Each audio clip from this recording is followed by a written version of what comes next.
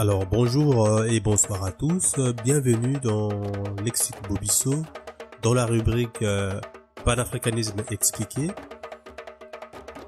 Dans le numéro précédent, nous avons déjà vu avec vous les 7 royaumes sur lesquels juraient les rois du Congo.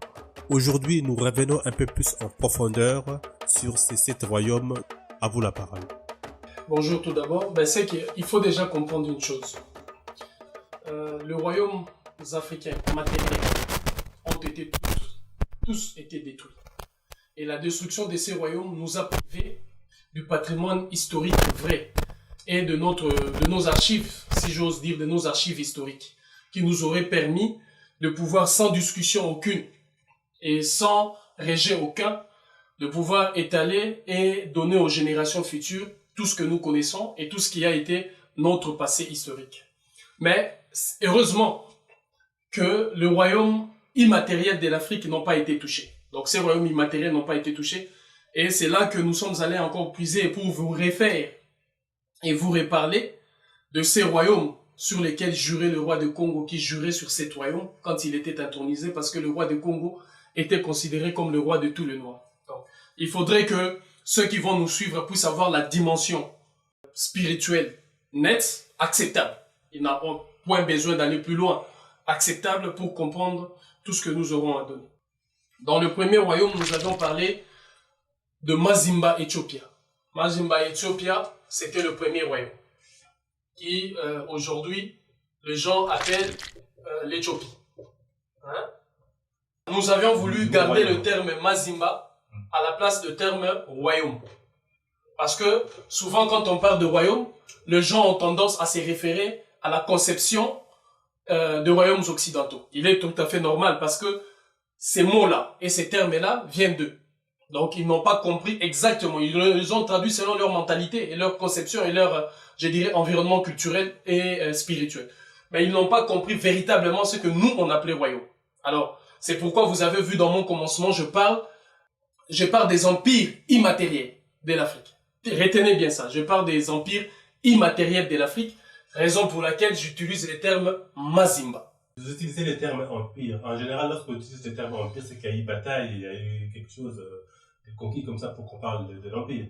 Alors, dans ces empires-là, ont eu aussi à batailler pour se faire ce nom-là. Oui, ces empires ont eu à batailler parce que lorsque nous sommes arrivés sur Terre, il y avait des forces, il y avait des entités, il y avait des structures. Il a fallu instaurer ces Mazimba ici.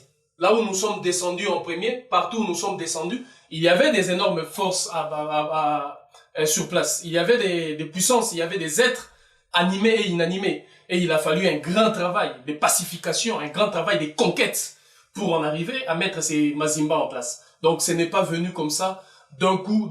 On a livré un combat. On a livré un combat dans le sens qui se soit spirituel et dans le sens, je dirais, physique et matériel. Donc on a livré un vrai combat.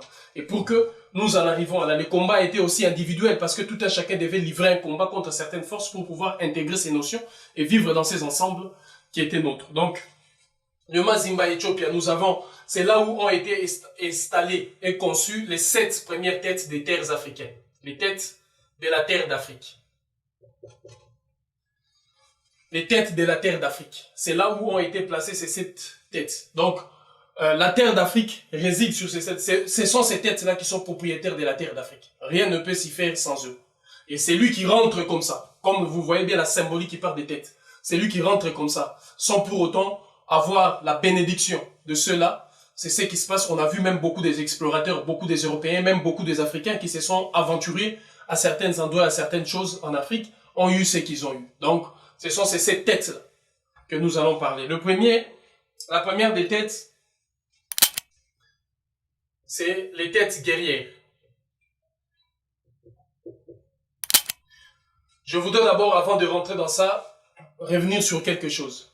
Dans le Mazimba Ethiopia était régi par les lois qu'on appelle les lois des hospitalités. Les lois des hospitalités. Donc c'est ici qu'étaient des prêtres et des militaires. Les prêtres et les militaires étaient ici dans le Mazimba Ethiopia. Les prêtres africains, ceux qui, au commencement, comme on avait expliqué dans numéro précédent, c'est ici que résidaient le prêtre et les guerriers africains. Donc, c'est-à-dire les militaires africains. Et ils étaient régis par les lois des hospitalités, qu'on appelle le Bouban-Danzenza, les lois des hospitalités. Et donc voilà, ici ont été posées les 7 têtes de l'Afrique. Il y a les têtes guerrières. 2. Il y a les têtes spirituelles. 3. Il y a les têtes scientifiques. 4. Il y a les têtes politiques et administratives, qu'on appelle souvent l'Ouyalou. 5. Il y a les têtes invisibles. Je dirais aussi mystérieuses, même magiques de l'Afrique. 6. Il y a les têtes du messager ou des messagers. Et 7. Il y a les têtes des clans, qui sont aussi considérées comme les têtes totémiques ou les têtes des morts. Voici les Mazimba Kachopiens, tous qui régissaient ce que vous appelez le royaume d'Éthiopie. Ce que les gens appellent aujourd'hui le royaume d'Éthiopie, que nous avions dit la dernière fois, qui faisait partie de ces vastes empires ou ces vastes royaumes qu'on appelait le royaume de Congo. Alors, parmi les 7 têtes, est-ce que vous pouvez pas nous le commenter légèrement ou... J'avais toujours dit que je donnerais la version ésotérique et exotérique. Vous savez, aujourd'hui, l'Éthiopie est resté le seul pays qui n'a pas été colonisé. Et nous disons toujours c'est les bastions étatiques de notre résistance. C'est-à-dire que de notre résistance face à toute forme de colonisation. Alors, il y a des choses que l'on peut mettre à la lumière du monde, simplement parce que ces choses continuent à régir. Donc, nous ne pouvons pas montrer à certains le chemin qui mène vers les empires immatériels de l'Afrique. Donc, on va s'arrêter là, les têtes guerrières, mais viendra un jour, on reviendra sur chaque tête. Il faut bien retenir les têtes guerrières, les têtes spirituelles, les têtes scientifiques, les têtes politiques et administratives, les têtes invisibles et mystérieuses, magiques, les têtes des messagers africains et les têtes des clans, têtes claniques ou considérées aussi comme des têtes totémiques et les têtes des morts, les têtes de nos ancêtres. Donc voilà, si vous voulez que j'utilise ces termes, voilà le Mazimba Ethiopia, c'est le premier de royaume, le premier Mazimba de royaume Congo. Le deuxième royaume, donc on parlera de Mazimba Ngana. Mazimba Ngana. Que les gens connaissent aussi par l'empire du Ghana. Voilà les Mazimba Ngana, deuxième empire et deuxième royaume, parmi ces royaumes immatériels, ces empires immatériels qui n'ont jamais été touchés. D'où repose le socle de la souveraineté de chaque Africain. La souveraineté de l'Afrique ne vient pas des textes aujourd'hui rédigés par l'Occident. Ce n'est pas parce qu'ils nous ont donné ces droits, mais c'est un droit d'abord divin. Parce que chaque être africain a été créé comme dans la lignée, je dis la personne humaine de l'Afrique a été créée comme une forme de troisième souverain. Parce que les divins, les dieux, ce qu'on appelle les dieux, les divins sont des souverains. Les éléments de la création de la nature sont des souverains. Et derrière eux, justement, vient l'homme ou la personne humaine sortie d'Afrique qui a été créée par ces bases des souverainetés. Alors, ici résidaient les Ngoma Lungundu, les tambours sacrés. Les tambours sacrés ici. Comme on le disait, lorsqu'un Kwame Nkrumah avait compris que représentaient les Mazimba Ngana, c'est pourquoi cet homme est devenu comme le premier batteur du tambour pour l'unité de l'Afrique. Lorsqu'il a lancé ses courants politiques en Afrique, parlant du panafricanisme. Il a tapé sur le tambour sacré. Ces tambours aujourd'hui, on rentrera dans le sens des choses pour comprendre. Alors, dans le Mazimba Ngana, le tambour sacré a imposé le 7 rythmes, d'où sont partis tout le rythme de musiques africaines. Mais il y a 7 rythmes de base. C'est 7 rythmes de base qui résidaient dans le tambour sacré, c'est-à-dire qui étaient à la fois le feu de Dieu et le porte-parole des ancêtres, et qui étaient gardés et qui résidaient dans le Mazimba Ngana, si vous voulez, le royaume de l'Ashanti et le royaume du Ghana. Voici les 7 rythmes du tambour sacré qui ont été posés, les 7 rythmes de la création. Et ce sont ces mêmes rythmes-là que nous utilisons lorsqu'il faut créer, que nous avions utilisé aussi lorsqu'il fallait créer ces royaumes, lorsqu'il fallait créer ces empires. C'est aussi les rythmes que le Créateur a utilisés pour créer l'univers et les systèmes solaires. Ce sont ces mêmes rythmes-là qu'on nous expliquera et que vous voyez dans des traditions africaines et dans des cultures africaines qui sont parfois, si vous voulez, exécutés et exprimés par des danses. D'où l'on suit ces rythmes-là, ces mouvements. Hein? Le rythme, c'est le mouvement de la création. Donc, pour que vous compreniez la dimension haute et métaphysique qu'il y a derrière, c'est les rythmes de la création, le mouvement de la création. Et ce sont ces rythmes-là qui sont exprimés dans différentes cultures, je dirais même dans différentes maisons initiatiques africaines. Alors, le premier rythme imposé par le tambour sacré, c'est le Kumina. Le Kumina est le premier rythme de la musique africaine. C'est le rythme de Kumina. Deuxième rythme, c'est le Ngoma. Le Ngoma qui est souvent joué au Congo. Le Kumina, aujourd'hui, vous le voyez vers les peuples africains qui ont été déportés vers le Brésil, le Cuba. Vous voyez le Kumina. C'est un rythme de la création. Et ces rythmes-là, ces métaphysiques, ce sont des... Voilà, nous avions dit la version ésotérique restera, mais nous donnerons la version exotérique. Donc voilà le Kumina, premier rythme. Le Ngoma, souvent joué au Congo. Le troisième rythme, c'est le djembé. Dans le mariage soninké ou le mariage bambara, vous voyez souvent les femmes danser sous ces rythmes-là du tambour du djembé. Quand ils font ces cérémonies de mariage, il y a le djembé qui se joue. C'est un rythme de la création. Alors ceux qui ont la lecture du monde ou ceux qui résident dans le secret de la création comprennent quand ces choses-là se passent. Comprennent ce qu'on appelle le rythme des djembés, qui savent lire la création et lire le monde. Comprennent le rythme des djembés. Mais ici, le monde est fait selon ces rythmes. Quatrième rythme, imposé par le tambour sacré. Le Ngoma Lungundu, tambour sacré, porte-parole des ancêtres et feu divin. C'est le Mende. C'est le quatrième rythme, imposé par ces tambours. Le cinquième rythme, c'est les Wala. Les Wala. Je pense que les Africains comprennent bien ce que je suis en train d'énumérer ici. Pour que je ne rentre pas dans des versions ésotériques de choses. La version exotérique que tout le monde voit. Vous le voyez dans des festivités, vous le voyez dans des danses, chez les Aoussa, chez les Bambara, chez les Soniké, chez les Congo. Vous voyez toutes ces danses-là. Donc, comprenez que ce sont des rythmes de la création imposés qui viennent du tambour sacré, qui résidait dans le Mazimbangana, le deuxième royaume. Les Guosiwa. Les Guosiwa, sixième rythme sacré. Et sixième rythme de la création aussi. Le septième et dernier rythme de la création, c'est le Goka. Goka. Voilà les 7 rythmes qui résidaient dans les Mazimbangana. Émanation du tambour sacré, Ngoma Lungundu, porte-parole des ancêtres et fait de Dieu. Quand vous assistez dans des cérémonies et vous voyez le tambour africain jouer, ceux qui savent lire, ils savent que nous passons des rythmes du Kumina, au Ngoma, au djembé, au Mende, au Wala, au Bosiwa et au Boka. Il y a des rythmes évidemment qui sont sortis de ça, mais les 7 premiers, les bases sur lesquelles d'autres rythmes ont évolué partent d'ici. Voilà les 7 rythmes.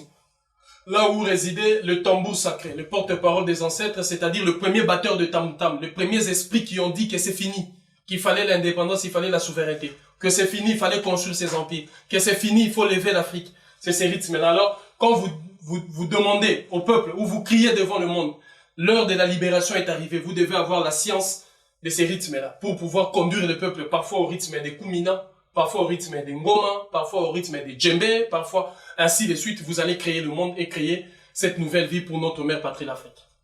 Ces royaumes, ces Mazimbangana étaient régis par les lois de vigilance. Lorsque ces tambours-là s'est joué, c'était d'abord ça, on faisait appel à la vigilance. Les lois de vigilance, appelées les lois des Sukika. C'est les lois de vigilance, incarnées par elle-même, celle qui est considérée à la fois, je précise, comme la reine du Congo et la reine du Ghana. Parce que c'est le même entité. Ceux qui connaissent, si je dois donner le nom de cette entité qui réside dans ces tambours sacrés, pour bien que ce sont des questions ésotériques, si je dois donner, je vous renvoie dans les chansons de l'Empire Bakuba. Alors, je vous parlais de l'Empire, mais vous ne comprenez peut-être pas ces choses-là. Allez-y comprendre la notion de Empire Bakuba. C'est un groupe musical de la République démocratique du Congo. Empire Bakuba. Animé par les grands éléphants de la musique africaine. C'est comme ça qu'il était considéré parce qu'il était aussi le grand éléphant de la musique africaine, non seulement par sa taille, mais par ce qu'il représentait. Pépé Kale Yampania. Pépé Kale Yampania. Donc voilà, je vais m'arrêter là pour ne pas aller trop loin dans certaines choses, mais je vous renvoie dans un des cris qu'elle renvoyait. Sankai, oui Sankai, et la musique jouée. Alors à ceux qui ont des oreilles pour entendre, qu'ils entendent. Le troisième empire ou troisième royaume. Mazimba, Mwene, Mupata.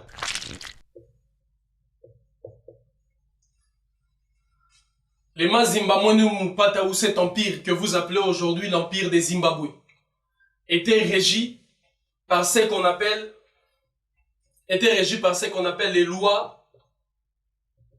des Kinchweki, c'est-à-dire les lois des secrets. Ici, les Mazimba Mwene Mupata, hein, d'où on apprenait comment voler les êtres célestes.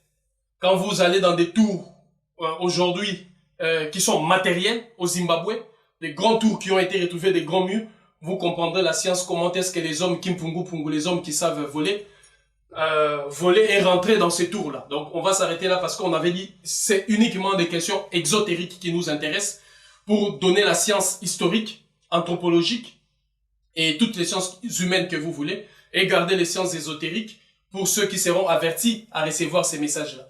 Donc, je disais que le Mazimba Mwene Mupata était régi par les lois des Kinchweki, les lois des secrets, d'où l'on devait garder le secret principalement de nos minerais. C'est ici qu'est régné le seigneur de mine.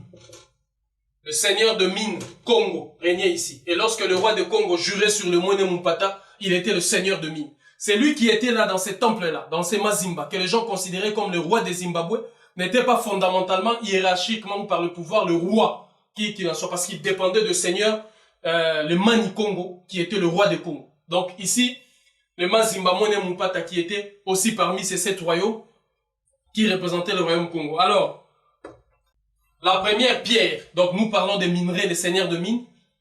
J'utilise le terme minerais, parce que pour que vous ayez comprendre d'autres notions qu'il y a derrière. L'or. L'or est considéré comme le cordon sacré, par lequel s'exprime Nzambiampungu. Nzambiampungu est la divinité spirituelle, si vous voulez, la divinité africaine, hiérarchiquement la plus élevée en partant des hommes. Je précise, en partant des hommes.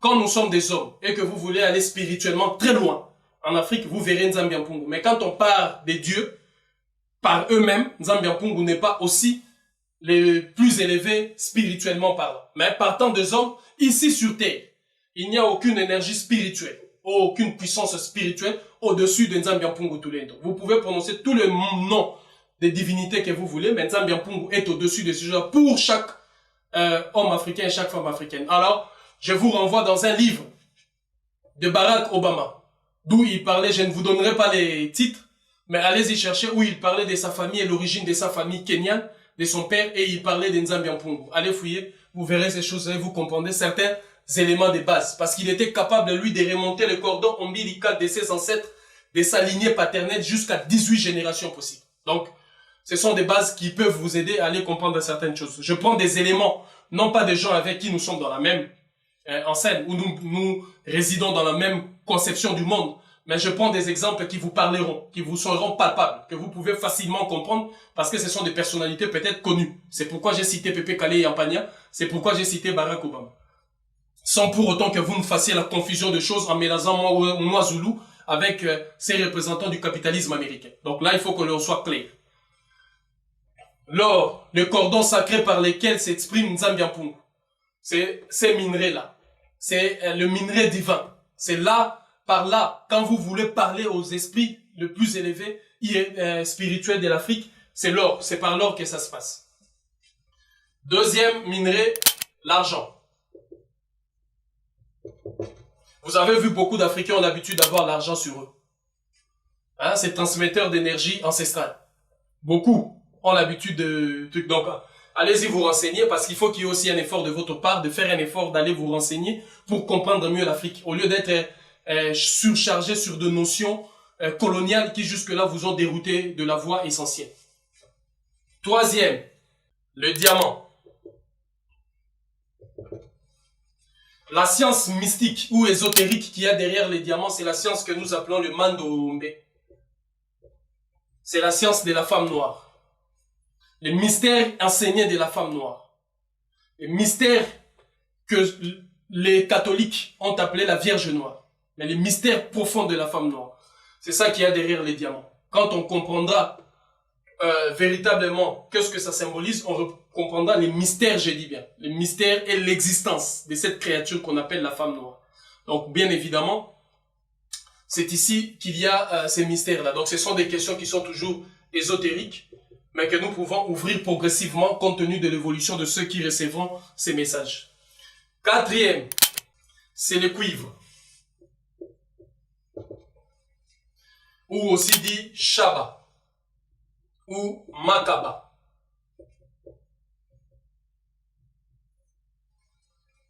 Alors ici, toutes les personnes qui vont vers la Mecque, autour de la pierre noire, le Kaaba, il y a une chose qui se passe, mais moi je ne vous dirai pas. Je ne vous dirai pas, je dirai à certaines personnes ésotériquement. Mais je voudrais vous dire ici le cuivre, parce qu'il y a des mangeurs de cuivre. C'est un terme qu'il faut comprendre autrement, mais tous les âmes, ou si je toutes les âmes de nos ancêtres, gardiens de la terre de l'Afrique, résident dans ces minerais. Toutes les personnes qui font le commerce du cuivre, ou qui vendent le cuivre à l'étranger, à l'extérieur, vendent les âmes de nos ancêtres qui étaient gardiens et qui sont gardiens de la terre de l'Afrique. Je dis bien, toutes les personnes qui font le commerce du cuivre vendent les âmes de nos ancêtres qui sont gardiens de la terre d'Afrique. Parce que c'est dans le cuivre que résident tous les âmes qui sont gardiens de l'Afrique.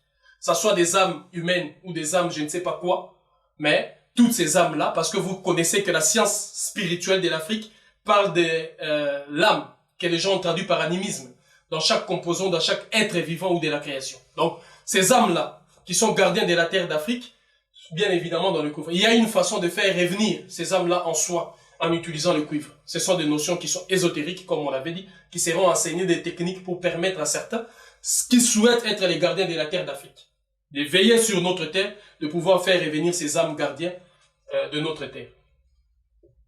Nous avons les Lusinzu. Les Lusinzu, c'est la pierre noire. Et cette pierre noire part tous les éléments qui font référence à la pierre noire. Il y a les coltones. Il y a beaucoup de pierres noires que vous connaissez. Beaucoup de pierres noires. Tous ces éléments-là qui partent de la pierre noire partent des Lusinzu. Lusinzu, vous voyez ici, il y a Nsi et il y a Nzu. C'est le pays céleste, ou si vous voulez, Nsi, c'est la terre, Nzu, c'est le ciel. Le ciel et la terre. C'est la pierre qui était dans les autels de nos ancêtres, avant l'arrivée des Occidentaux, avant l'arrivée des Orientaux, principalement de musulmans et de chrétiens occidentaux.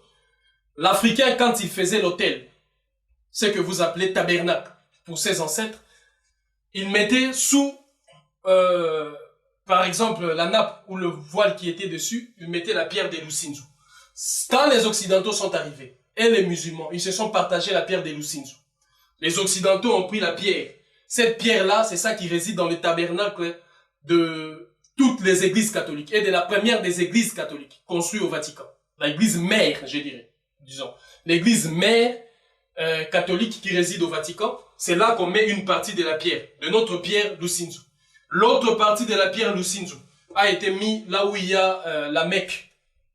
Là où il y a la Mecque, une partie, lorsque les Orientaux sont arrivés, lorsqu'ils ont brisé les Lusinzu, ils ont pris ces deux pierres-là, ils les ont apportées. Et c'est la raison pour laquelle, aujourd'hui, du fait que la pierre noire a été volée, la pierre noire a été détruite, la pierre noire a été brisée, il s'est fait que les tabernacles de l'Africain est soit chrétien ou soit musulman de manière générale et en masse. Donc voilà d'où est partie cette division et qu'il faut restituer. Il faut rendre ces terres. Ceux qui ont pris la terre noire de la pierre noire de l'Afrique, les Lusinzu, ils doivent rendre ça aux Africains. Sixième, nous avons le malachite. il y a des montagnes de malachites dans le pays qu'on appelle le pays des Grands Lacs, où on retrouve des montagnes de malachites. Alors la science des volets et la science de la perception, de la vision claire, réside ici. Je ne rentrerai pas trop loin. Aujourd'hui, il y a beaucoup de pierres dont on vous parle. Non, je vous parle des bases essentielles de ce qui constitue le mystère des Mazimba, Mwene Mupata, les choses qu'on devait garder secrètes. Parce que les autres pierres, si je cite ici, je peux vous en parler en long et en large. Mais ces pierres que je cite ici, les choses qu'il y a, je suis dans l'obligation de respecter les lois des Kinchweki, les lois de secret. Ne pas vous dire longuement sur ces questions-là. Et enfin, il y a le saphir. C'est le minerai de la terre. La terre de l'Afrique est résumée par ça, le saphir. Et si on vous donne ça on vous donne la terre de l'Afrique. Parce que la science vraie de ce que les gens astronomiques, qu'on peut appeler par exemple de l'étoile Sirius, lorsque cette étoile est descendue sur Terre, c'est à ce moment-là, en ces lieux-là, où l'étoile Sirius était descendue, c'est là qui a donné naissance à ces minerais qu'on appelle saphir. C'est né là où l'étoile Sirius est descendue. Et tous ceux qui connaissent le mystère de l'étoile Sirius, plus loin, à mes amis et à tous les grands initiés Dogon que je salue, ils savent de quoi je parle. Alors je prie que ces choses-là ne continuent pas et ne continuons pas à les dire autant à ces gens-là qui, vous savez, les conséquences que ça peut avoir sur la stabilité de notre terre et de notre monde. La suite très prochainement, seulement sur Bobisso Media. Abonnez-vous à notre chaîne YouTube et bien cochez la cloche pour être averti de la mise en ligne de nos vidéos. N'oubliez pas de mettre un pouce bleu. À très bientôt.